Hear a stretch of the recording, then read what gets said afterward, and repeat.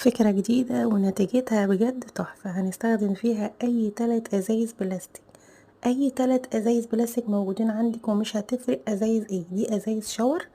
أنا هشيل الجزء كله اللي قدام ده، وهسيب جزء صغير من ورا كده، يعني هقطعها على الشكل ده. 3 أزايز هيتقصوا بنفس الطريقة بالظبط. الجزء اللي أنا سبته من ورا ده هتنيه بالشكل ده، وهثبته وهعمل فتحتين بالكاوية علشان ارجع اثبت من الفتحتين دول بالخيط. يعني الجزء ده بعد ما تنيته انا هثبته بس بالخيط علشان يبقى عملي معايا وثابت كويس قوي.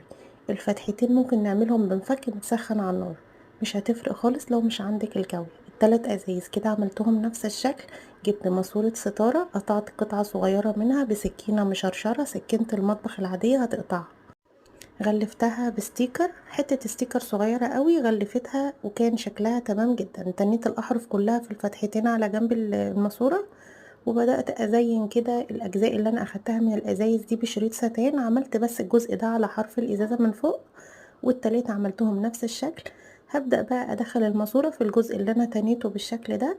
هتثبت معايا كويس قوي. انا كنت قايسه الماسوره على مقاس التلات ازاز بالشكل ده. بعد كده استخدمت قطعه من الخيط، خيط المكرميه. هتستخدمي اي نوع خيط مش هيقول لا.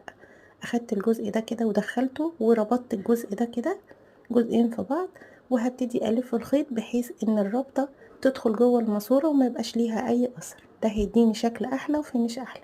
اهو هندخل الرابطه كده، وكمان هزين التلات ازايز اللي انا استخدمتهم بوردات كده. انا استخدمت الوردات دي، ممكن تعملي فيونكات من اي قطع قماش عندك، وممكن تستغني عن الخطوة خالص لو مش موجودة. الفكرة نفسها تحفة.